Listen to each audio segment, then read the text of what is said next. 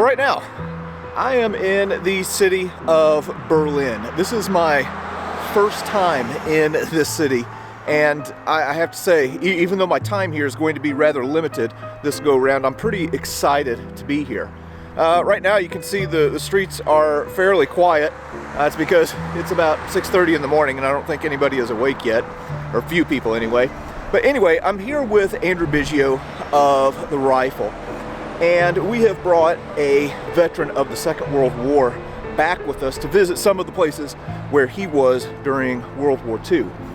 And yesterday, as we were walking and touring the city, well, I saw something that was pretty interesting that I wanted to get out and film this morning. So before we head out today, I'm going to show a few things here in Berlin that kind of echo back to the Holocaust.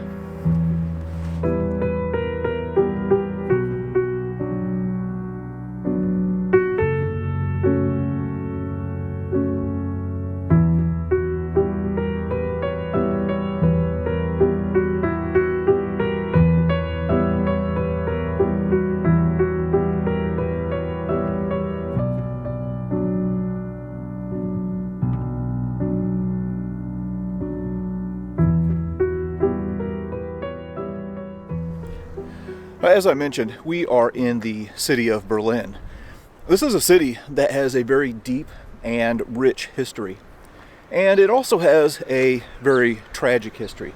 As a matter of fact, right here behind me as we were walking along, you can see remnants of the Berlin Wall. The spot where I am standing right now would have been in what was called the dead zone during the Cold War era. In World War II, this city was largely destroyed by Allied bombing, and what was left was turned to rubble when the Soviets invaded in April of 1945. But even before those events, there was another tragedy that occurred in this city during the Holocaust. So right here is the hotel where I am staying, or rather it's just around the corner here. And yesterday, we were making our way down this sidewalk, and as I looked down, I happened to see this right here. What we are looking at is something called a Stoerstein, and not too long ago I was passing through the city of Regensburg, and we took a moment to talk about the Stoerstein. This translates to something called a stumbling stone, and it's really appropriately named because you just kind of stumble upon it. This is about a 10 centimeter square, 3.9 inch square cube this made of brass, and each one of these brass plates is engraved with the name and dates of victims of the Holocaust.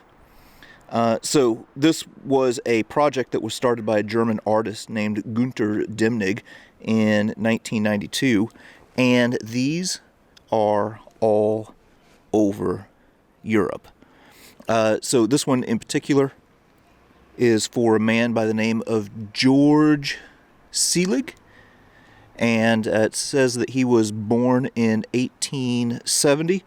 And then my German is a little bit rough, so I did a translation on this, and it roughly translates to like deprived or disenfranchised, and then he died on July the 20th of 1940.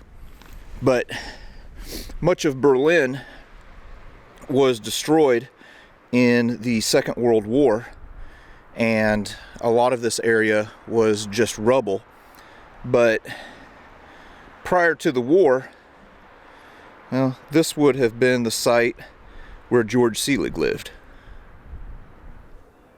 Alright, so I've walked just a short distance. The last stumbling stone that we looked at was right there, and here maybe 20 30 yards.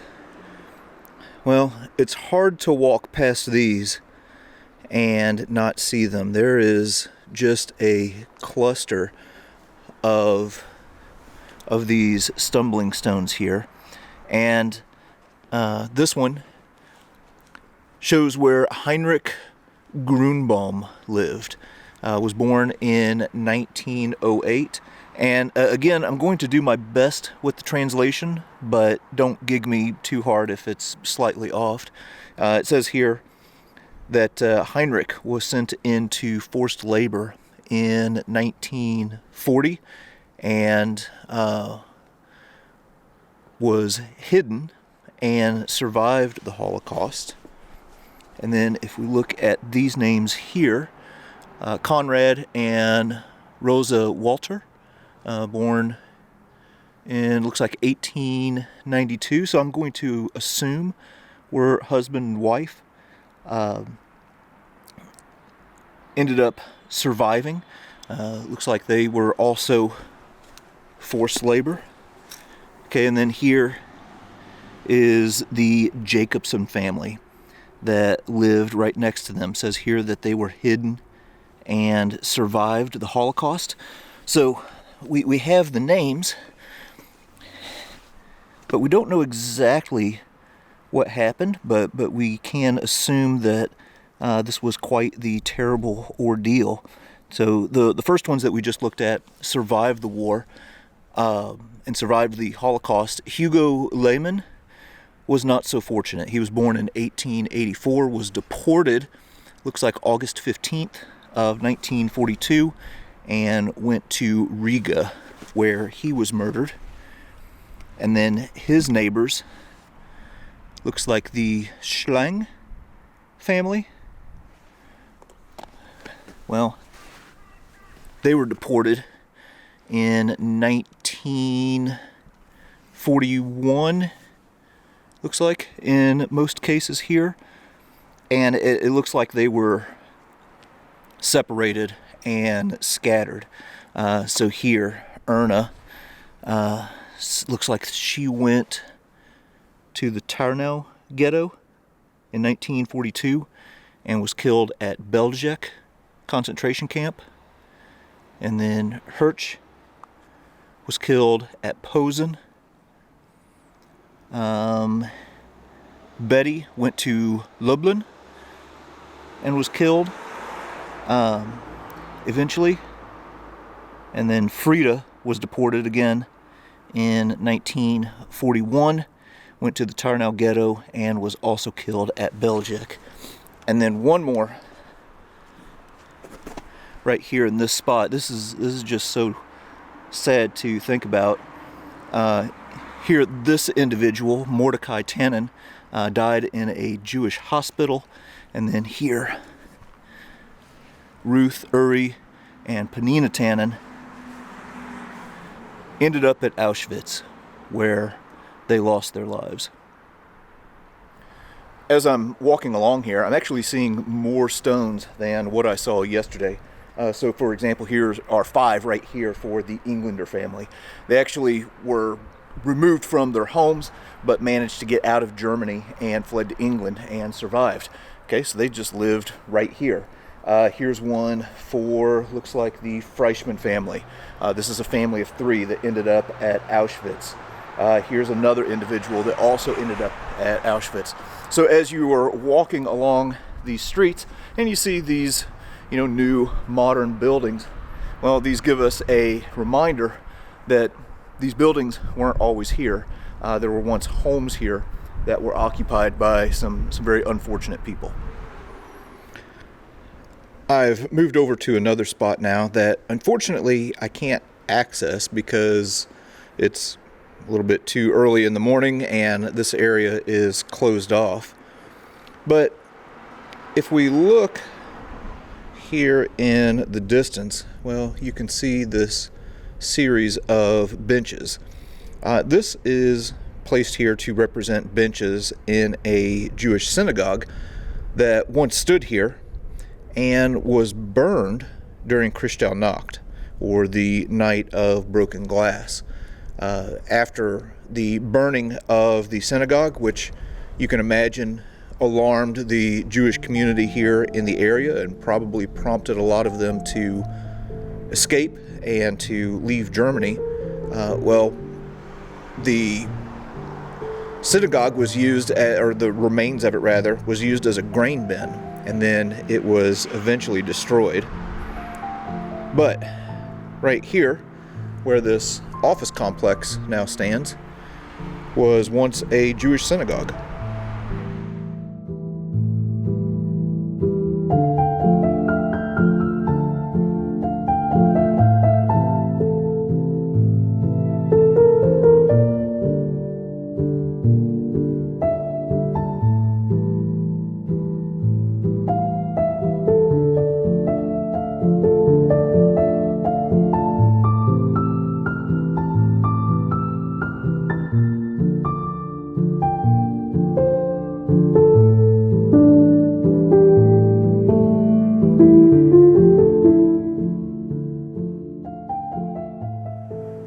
We've just come around the corner onto Jerusalemstrasse, or Jerusalem Street.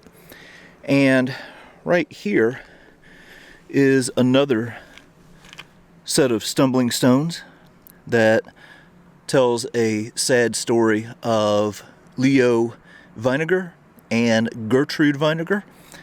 Looks like Leo was born in 1873, Gertrude in 1891. So I'm going to assume that this was a husband and wife. And if you see right here, you can see that Leo died on May 25th of 1941, and his wife survived.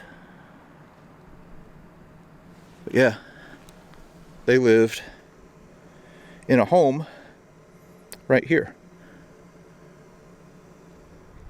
Continuing our walk down Jerusalem Street, well, here is the home site of 5 more individuals.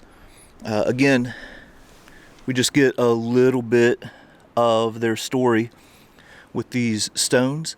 So here are Sigmund and Johanna Kaufmann. Looks like they ended up at the Treblinka concentration camp where they were killed. This one is really interesting to me. So this is an individual that survived, Bernhard Fetterman, and he fled in 1939 and went to Shanghai. And then if we look here at Willie and Dora Liebert, they fled in 1938 and went to the United States. But yeah, all 5 of these individuals lived right here on Jerusalem Street.